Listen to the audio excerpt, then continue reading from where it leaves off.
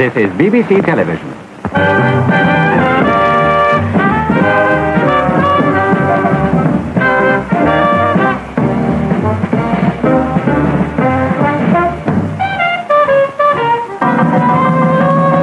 That was the week that was.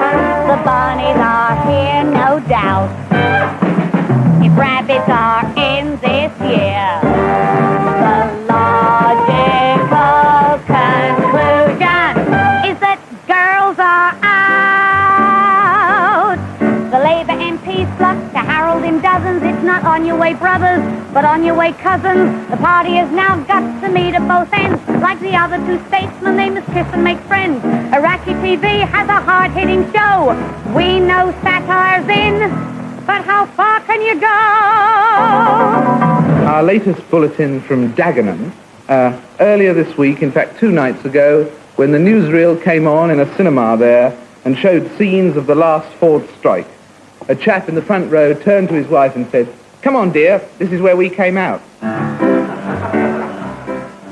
Lou Grade, whose good taste brings you all beat the clock, went out of his way to get step-toe and knock.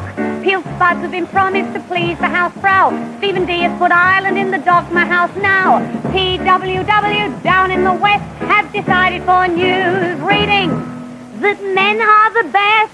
That was the week that was. It's over, let it go. Oh, what a week that was. That was the week that was.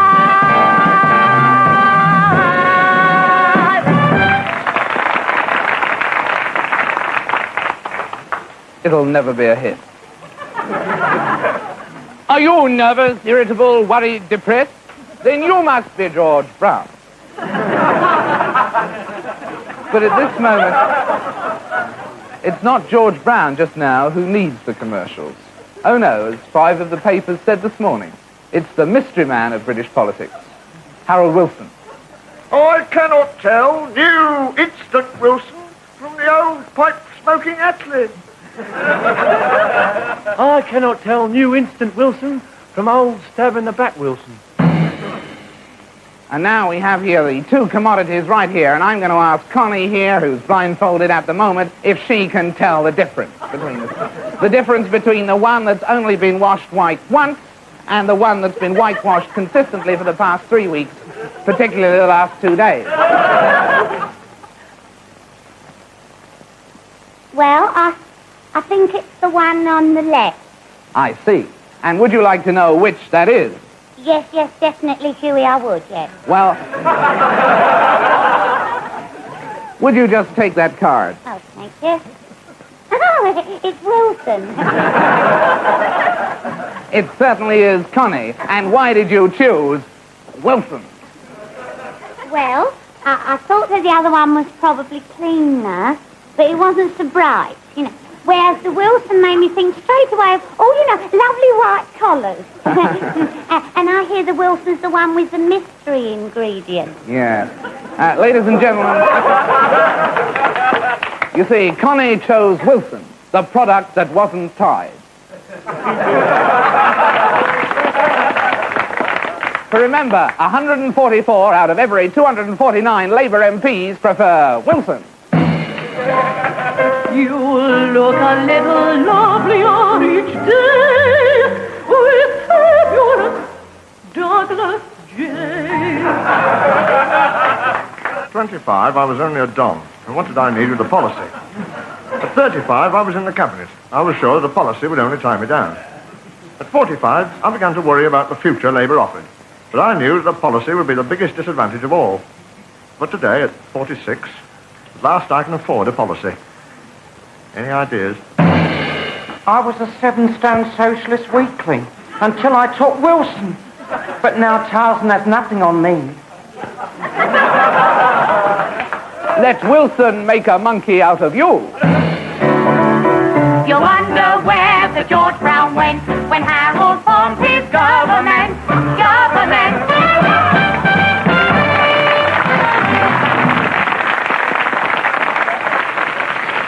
A week or so ago, the black and white minstrels went off the air for a summer holiday. But that doesn't mean that we say goodbye forever to Alabama suns and Mississippi moons. On Wednesday, a 35-year-old white man making a protest walk through Alabama to Jackson, Mississippi, was found shot dead by the side of the road.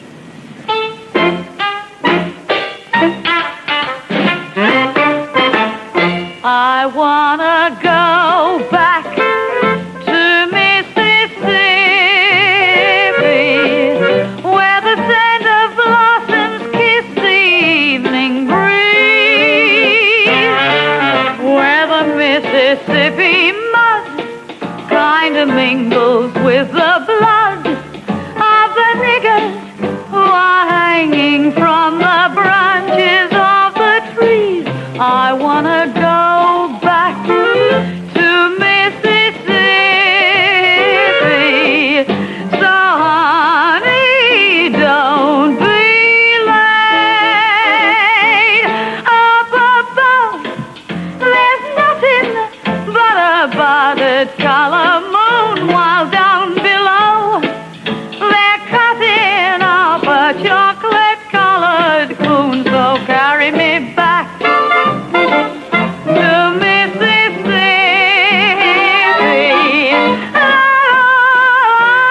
American state. Mississippi is the state you've got to choose, where we hate all the darkies and the Catholics and the Jews, where we welcome any man if he's white and strong and belongs to the Ku Klux Klan. Take me home to Mississippi, that's a place I long to be. Miss you, Mississippi, Mississippi, land of the free. So an uppity nigger going to cast his vote. I took that uppity nigger and I cut his goddamn throat. Uppity nigger, where you go today? If you vote, we'll cut your throat. Do-da-do-da-day.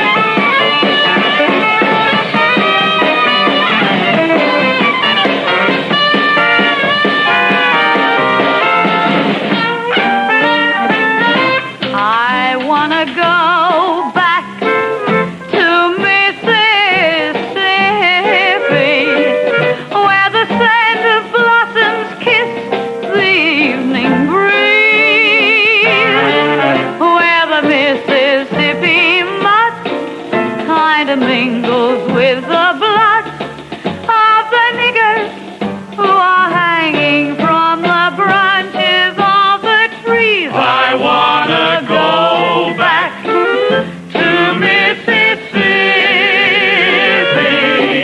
where everything's just great. And if you ain't for segregating white folks from the black, then they won't hesitate to shoot you bravely in the back. So carry me home to Mississippi, that all-American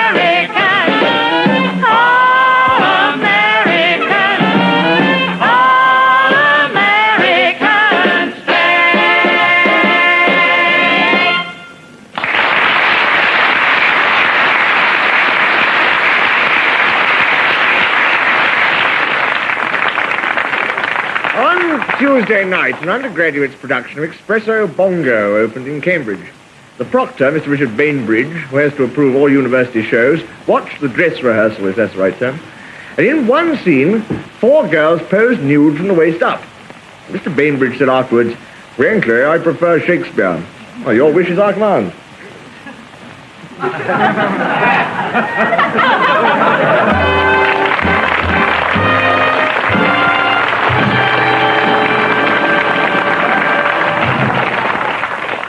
This week, your Consumer Guide presents its report on religions. Of the dozens of products on the market, we investigated the following 6. Judaism, the Roman Catholic Church, the Protestant Church, Islam, and communism. We ruled out Hinduism because it embodies a caste system which we felt was alien to the British consumer. However, the Hindu does believe that animals have souls, every bit as good as human ones. In this sense, it could be said that every Englishman is a Hindu at heart. We began by applying 3 basic tests. A, what you put into it. B, what you get out of it. And C, how much does it cost? Judaism. This is the oldest religion we tested. Its small number of users, 13 million, is deceptive since many large and powerful subsidiaries derive from it. A, what do you put into it? Belief in one only God, several do's and don'ts. Never prepare milk and meat in the same dish. Do no work between sunset on Friday and sunset on Saturday, and you must cut off the foreskins of your male children. B, what do you get out of it? Membership of the oldest club in the world. Prayers and advice are tailored to fit most consumer crises and can also be newly bespoke. You are one of the chosen people. This gives confidence, and we particularly like the guarantee of eternal life through the Messiah who will take responsibility for all your guilt when he arrives. See, what does it cost? In crockery alone, the expense is fantastic. Plus the wages of a reliable Gentile to run the business between sunset on Friday and sunset on Saturday. Infertility is the only grounds for divorce. We did not try to obtain one. We next tested the Roman Catholic Church. The vigorous new ideas of this splendid corporation were largely pioneered by the previous group. But a sales organization has enabled it to far outstrip the parent company with 340 million current users. Applying the tests, we found A, what do you put into it? Belief in only one Godhead operating on a troika basis. We must stress here that the idea that the head, or Pope as he is called, claims infallibility in all matters is a fallacy. The Pope cannot tell you which television set is the best. His infallibility is strictly limited to matters of faith. He can only tell you which television programs you mustn't watch. B, what do you get out of it? Principally the new Christianity. The confessional mechanism is standard. The rule here is don't, but if you must, confess as soon as possible afterwards. We found this very useful. A comprehensive life and death advisory service is available from a priesthood unencumbered by family ties. With Roman Catholicism comes a guarantee that it is the only true faith, and exclusive personal survival in heaven is assured. On the whole, we found this product deeply satisfying. What does it cost? A drawback. It is very expensive. During a visit to head office in Rome, a rosary or aid to prayer cost 100 lira. Devotional pictures, 40 lira a time. We were charged 200 lira to see the catacombs, 300 lira to enter the Sistine Chapel, which is very dark indeed. And a tour of the anterooms of St. Peter's Basilica cost 300 lira in tips alone. We found it impossible to obtain a divorce. Protestantism. Protestantism is a breakaway from the Roman parent organization. 2 main brands are available, the big Church of England or the nonconformist economy pack. What do you put into it? Belief that the Queen should be the head of the church. Belief that the Prime Minister should appoint the Archbishop of Canterbury, and belief in God. What do you get out of it? Independence. How much does it cost? Surprisingly little. We found no difficulty in obtaining a divorce. We next turned to Islam, with 270 million current users, founded 1,300 years ago. It is necessary here to believe in one only God and his true prophet Muhammad. Begin services with the lesser ablution, wudu, of face, hands and feet. The greater ablution, or ghusl, is being required only after legal pollution, of course. Recite the creed with full understanding once in your life. Go to Mecca once in the life. When you get there, put on 2 seamless wrappers. Do not shave, trim nails or anoint the head. Visit the sacred mosque, Masjid al-Hara, of course. Kiss the black stone. Go round the Kaaba 3 times, then 4 times, 3 times walking, 4 times running, 7 times in all, of course. Visit the Maqam Ibrahim, climb Mount Sasfar, run from it to Mount Marwa 7 times, go to Muzdalifah, stay the night, throw stones at the 3 pillars of Mina on the great feast day, offer sacrifice, and if convenient, visit the tomb of Muhammad. What do you get out of it? Up to 5 wives.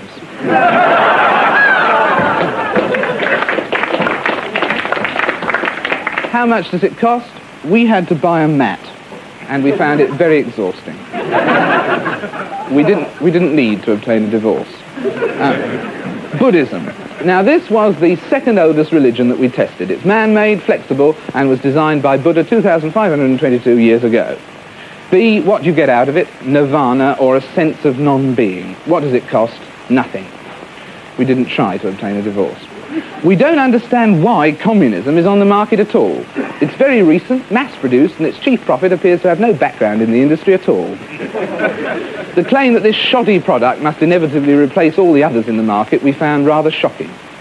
As in the Church of England, we found no difficulty in obtaining a divorce. In conclusion, we found that as a reward for the good life, all the better religions claim to offer eternal happiness in an everlasting heaven. We decided to test these claims, but were unfortunately unable to find anyone who would undertake this. We apologise for our failure to verify this important aspect of the product. In choosing the best buy, we rejected Islam as a cut-price form of Judaism. We liked Buddhism, but the product does not travel well and thrives best in a warm climate. Judaism we thought frankly unsafe. We recommend that unless you have it from birth, you would do well to avoid this product. If you can afford it, Roman Catholicism, with its continental line plus international performance, is well worth having. But we suggest you should think carefully before deciding on it, as it's by no means trouble-free. The attraction of the Church of England lies in its democratic spirit. If you want transubstantiation, you can have transubstantiation. If you don't want transubstantiation, then you don't have to have it. You can just walk down the road into another Church of England church and not have it. If you want Mass, you can have Mass. If you want Immaculate Conception, you can have that too. But nobody will force you to have it if you don't want it.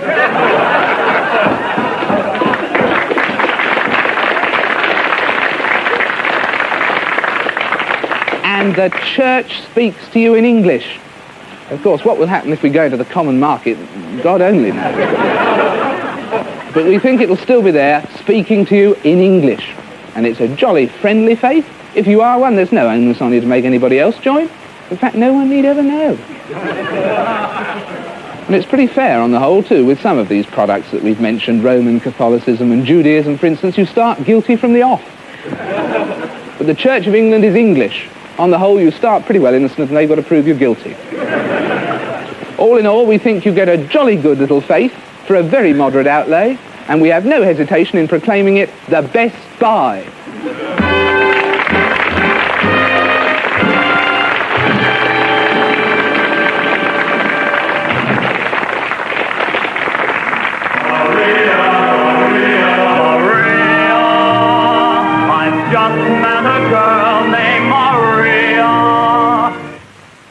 You'd never make it, darling. Where do you want to go?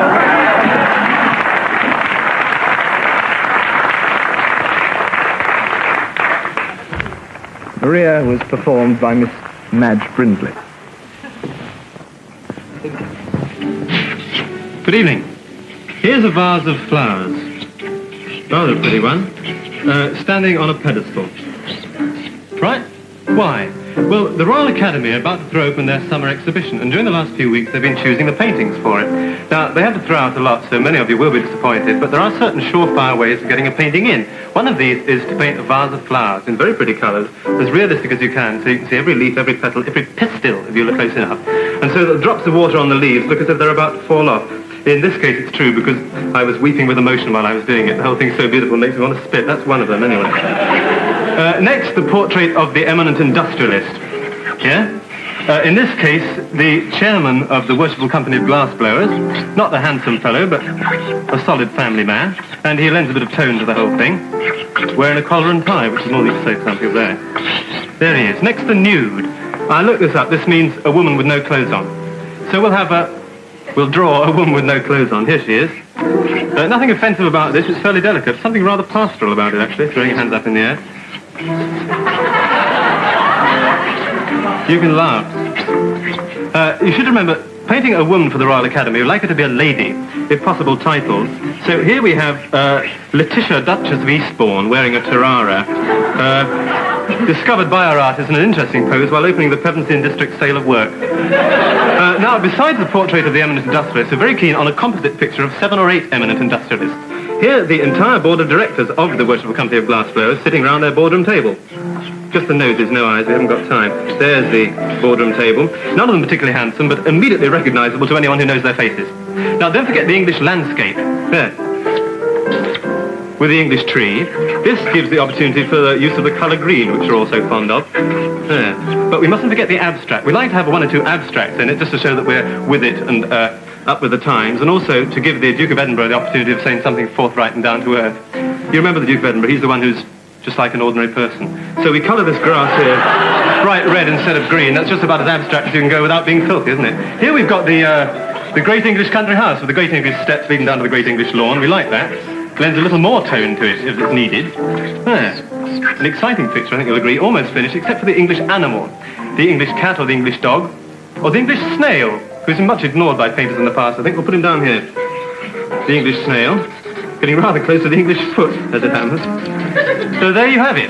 An interesting, puzzling picture, but one which combines all the elements which are an absolute must if you're going to get into the Royal Academy. I want to explain it to you, actually. This is a scene at Eastbourne Castle, the country seat of the Duke and Duchess of Eastbourne. The Duchess is rather keen to break into show business, so she's invited all these agents, managers here to see her run through the sleepwalking scene from Macbeth, which she's doing rather badly. Her husband, the Duke down here, doesn't approve. He's never seen his wife like this before. He had a very unfortunate accident during the war where his body was cut off at the elbows.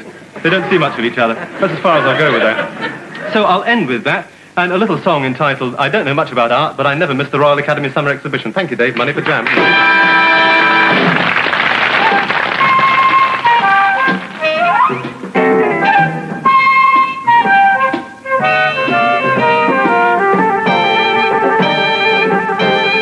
Let's run away. Let's exit happily. Let's flee the rain and hop a plane for Rome or Napoli. Tell Alitalia I'm hankering for Italian sky and pizza pie. So vengo, vengo, amore, I'll sing all day. One song particular, if you will stick with me, funicular. It's all on Niente, there ain't any more. I miss it so I wanna go, so vengo, vengo, amore. I'll stop the Vespers if they run you down, while you are wolfing your lasagna down. And then we'll walk along a crowded square where there's love in the air. We'll steal a kiss, our hearts will beat alike, and every day will be so gay and dolce vita-like. With you I'm Latin, I tell you, senor, just call me Mimi when you see me. Vengo, vengo, amor, oh amor, I'm feeling fine and jaunty. Avanti, vengo qui, non capisco inglese, scusi, senor. Non posso parlare inglese, ain't it crazy? Standing in the middle of the Appian Way, happy and gay, what a day. I'll discover that my lover is the Latin of heart. We'll dine a la carte for a start. Antipasto con frittata, beefsteak con insalata, and vino for two. After that I know a place to go. Night will fall and I will call you Caro. We'll forget tomorrow and we'll have plenty of love. Dolce far niente, let's start out today the Italian way. It's such a kick, won't you badger me quick? We'll be gay every day on the Tre Fontani. That's a funny old piazza, you know. Let's go.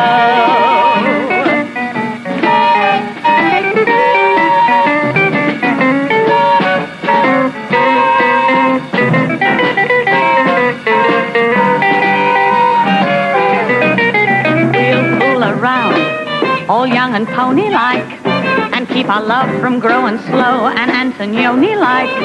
So come and get it, I've said it before. You'll find there's plenty, all on niente, vengo, vengo, amor. Just say we nego, grazie, prego, vengo, vengo, amor. Let's keep it merry, per piacere, vengo, vengo, amor.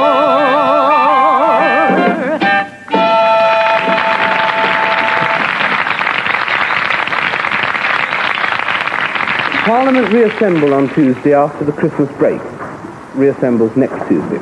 And among the 626 MPs are 13 backbenchers who've created a record. Not one of them has made a speech in the House of Commons since the general election in October 1959, 3¼ years ago. Two of them are very old men. 88-year-old Sir Winston Churchill and 91-year-old David Logan, Labour MP for Liverpool. And old men forget. They may even forget the way to Westminster. But the achievement of the others should not pass unrecognised. So tonight we present our salute to the silent men of Westminster. Salute Arthur Moyle, Labour MP for Oldbury and Halesowen. Mr. Moyle said in his 1959 election address, Parliament gives one a great opportunity of service. According to Hansard, he's used this great opportunity of service since the election by asking 6 questions. 4 of them written, which means he didn't even have to be present to ask them. Salute John Peyton, Labour MP for Norwich North. Mr. Peyton holds strong ban-the-bomb views. He said in his election address, I will continue to advocate these ideas on every opportunity that offers. In the past few years in Parliament, he's advocated 2 ideas of any sort. His only utterance on defence issues was last July, when he asked the Minister of Defence to protect young servicemen from travelling salesmen. Salute Sir Beverley Baxter, Tory MP for Southgate. He proclaimed in his election address, Let us make our voice heard across the country. Sir Beverley's own voice has been heard across the House of Commons 6 times since the general election, on each occasion interrupting another MP who was trying to deliver a speech. It's fair to point out, though, that recently he has been more occupied with serious matters, not just mere politics. Last year he put this profound question to the readers of the magazine Time and Tide. Can a dog have a soul? Salute Tom Oswald, Labour MP for Edinburgh Central. In 1960 he suggested that post office thieves should be photographed secretly and silently and trapped by secret and silent alarm systems. Roswell's parliamentary activity since the election has been silent too, indeed secret. His voice has been heard in the House on only 10 occasions. 4 times to ask questions, 4 times to interrupt other MPs, and twice to raise points of order. Salute Harold Stewart, Tory MP for Stockport South. In his election address, he asked voters to elect him to fortify the Prime Minister in the tasks which lie ahead. He has fortified the Prime Minister by asking exactly 1 question about the shortage of hearing aids in Stockport. Oh, yes, and he did interrupt 2 other MPs, because he told one... I'm trying to follow you as closely as I can. Salute Sir Norman Hulbert, Tory MP for Stockport North. Yes, lucky Stockport again. Sir Norman is chairman of Associated Motorcycles. Last month he hit out at Pun-Up Boys because of the noise they make. No one could hit out at Sir Norman for this reason. The only noise he has made in the House since the election has been to ask a question about naval survival rafts. And now, the party champions.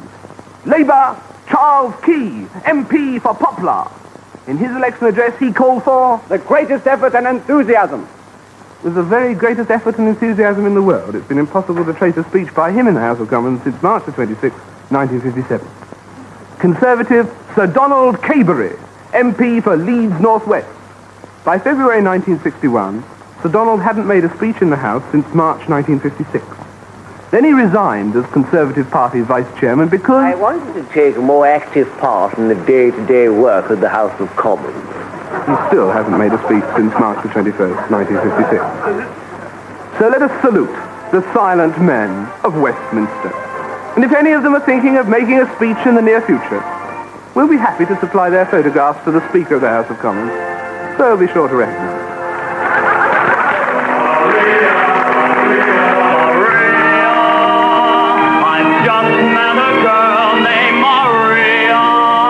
I suppose you realize it's a man's name. Is it? Yes. Is it really? Bernard Levin feels strongly about barristers and is about to say so to a group of them.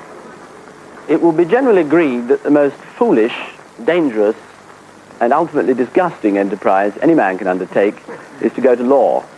And it will be further agreed, at least it will be shortly, that the ultimate cause for this deplorable state of affairs is lawyers.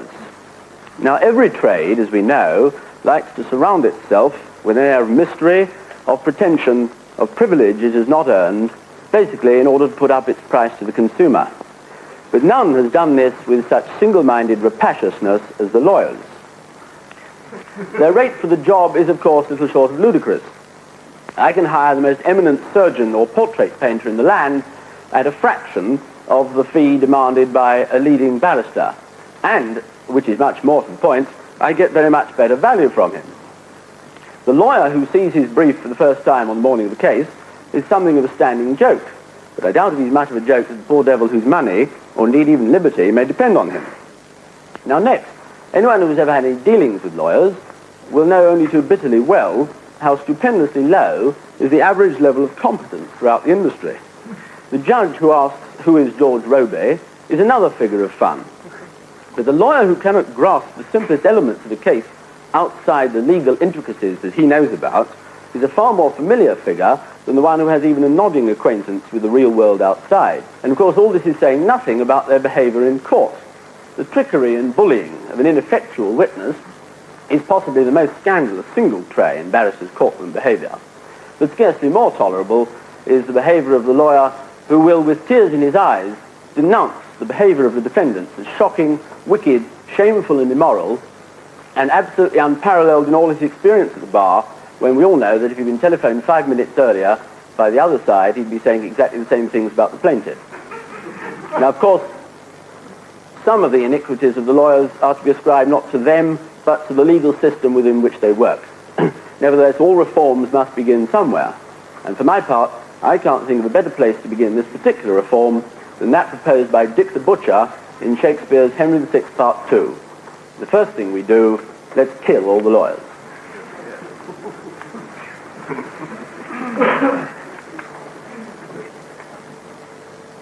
Silent lawyers, this is something unprecedented in my experience. We didn't know we had an opportunity to talk. We thought we were merely being attacked. Speak on. Well, start by telling us, first of all, your 3 principal reforms so that we can discuss them. I've been spending the last minute. This is another example of a lawyer who cannot grasp anything but the law. and a very fine one. I've been spending minutes, and it is an even better example of the lawyer who won't listen to the other man's case in court. We've heard 3 minutes from Mr. Levin on a subject which he quite plainly doesn't understand in any single particular.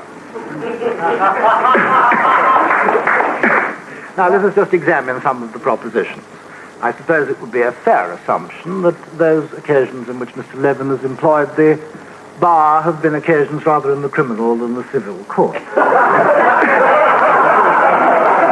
On what occasion did he know about a lawyer being phoned 5 minutes before a case? Well, you see, now you put me in a difficulty, because if I give you the name and address, you will immediately have the law upon me, and I know better than to get mixed debates in that particular lawyer's part. I suggest but I only that you haven't the name or the address.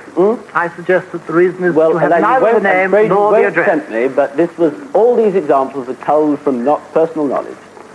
Come along, at least 7 of you who haven't said a word so far.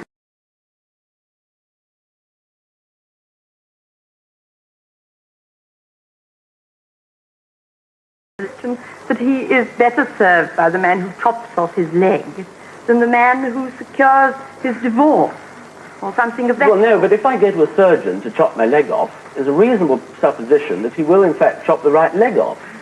Alas, with a lawyer, no such standards of efficiency seem to offer. Are you suggesting, Mr. Levin, that you might have the wrong wife chopped off, or something of that sort? Indeed, left to the lawyers, I might well.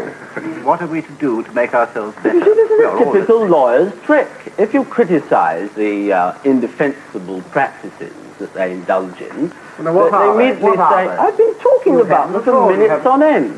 You charge too much, you're inefficient, you're hypocritical. If you think we charge too much, you know that there's a way by which any bill can be reviewed, which is more than the surgeon can have. Yes, Mr. Levin, you can get anybody from 2 guineas upwards. Why do you insist, if you're a QC, on having a junior in court with you? Otherwise you won't go into court. It is quite wrong to say that QCs insist on having a junior with them. Well, you have one, always. Ah, yes, but you must see that there is a difference between the result and the cause. The reason why QCs have a junior with them is because the system is such that in order that the public may have proper service, the preliminary functions in a case are undertaken by a junior in order to relieve the QC, from that part of the work so that he may better prepare the other part of the case. But you must know better. No one can have reached even your age without learning that. It's the lamentable standard with which... It's the lamentable standard with which, after all that, he does prepare it, and the sight of him scuttling out to another court. The example of a lawyer scuttling out to another court while his case is going on, because it's involved in another case. Are you telling me that doesn't happen? Very little in my experience, but no doubt... But I want to hear from the others of you. You can't take your fees without talking, all of you. You're out of date. That's half your trouble. Most of your strictures would have been relevant 50 years ago. This business about a QC scuttling out of court used to occur 50 years ago. You see it rarely now. It's the junior that scuttles out of court because he is so much busier. You must get your facts right. You must get your facts right before in that you case, start there must be attacking. something to be said for the old-fashioned system. There seems to me to be some curious aspect of this profession that a member of it, whether junior or senior, can abandon the case for which he's been hired and go off to another. I mean, to get a little more work. But you're not obliged to go to a QC. And you see, we want to be in a position to be able to judge whether possibly the reason he scuttled out of court was that he couldn't stomach representing you further. Well,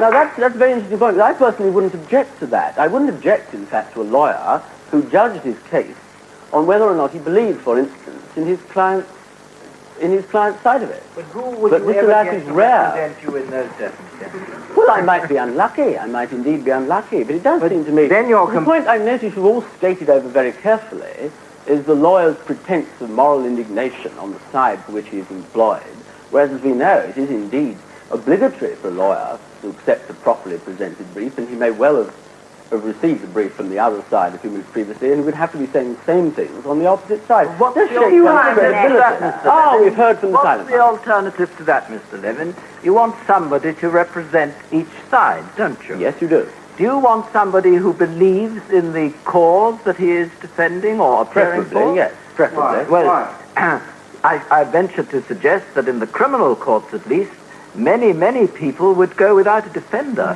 Is that what you are advocating, No, Mr. but Levin? I'm also advocating that if, in fact, a lawyer is going to take a case without himself being personally convinced of its validity, he should lay off the moral indignation. I put it this way, then. Do you think an actor should only act the part of a good man and not a bad one? Is he to play the part of a villain badly because he doesn't believe in villains? No. Well, then what's the The difference? journalist should only write an article upon a subject which he thinks is useful to ventilate to the public. Ideally, certainly. And is that the practice that you have adopted Yes, in such indeed. journalism as you've Yes, been able to Yes, achieve? indeed. But if you are saying that journalism is an immoral profession and so is the law, I'll meet you that far. No. I was considering only your part in journalism, Mr. Levin, not the subject generally. In the street of 1,000 prefabs, by the sign of the swinging pan, lived an amorous wife who blighted the life of many a maintenance man. She was long past her prime, she was ravaged by time and the workmen who served the estate. But none could resist, she was top of the list, and her name was Cambly Kate. Yes, Cambly Kate would wait by the gate for the workmen on a wash day each week, and she'd open it wide and she'd pull them inside and show them a scrubbing technique. She was old, she was grey, but she had a way with a brush that made tradesmen yearn. She could give them a shock just by ironing a sock, but she asked so much more in return. For her favours were bought with a pint or a quart or a couple of hundredweight, and though workmen would try, they could not satisfy the demands of Cambly Kate. Now, the council knew Kate always kept up a rate, so they thought they should keep up with hers. One workman a day wouldn't keep her away. They decided to send them in pairs. Well, they sent them in ones, and they sent them in twos, and they sent them by 3 and by 4, and they called in the army and sent in platoons, but they came back defeated and slightly depleted, and still Kate was screaming for more. It was Saturday night in the town hall, and the council were deep in prayer, when the doorbell rang with a thunderous clang and nearly deafened the mayor. And in walked a chap in a filthy cloth cap who said, "I can do the trick." In a dirty old Mac with a bin on his back, they knew it was Dustman Dick. So Dustman Dick, just out of the nick, was sent to call on Kate. She threw back the door and she let out a roar as he stood by the garden gate. But Dustman Dick was far from thick. He knew just how he should start. he stepped aside so Kate espied his ruddy great refuse cart. His joy and his pride, it was 15 foot wide, 20 horsepower and 13 foot tall. With a squeak of glee, she said, "That's for me," and he drove it right through the wall. For 40 days and 40 nights, Dick laboured, but in vain. As he emptied each bin with a hideous grin, she filled him right up again.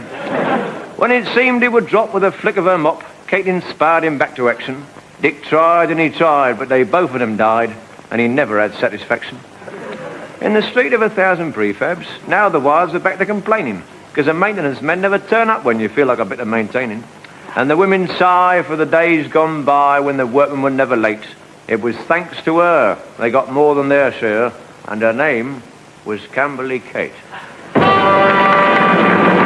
And in conclusion, do you know what they call a tall, suave, sophisticated, coloured, highly educated university professor with 3 degrees in nuclear physics in Alabama? Nigger. Good night.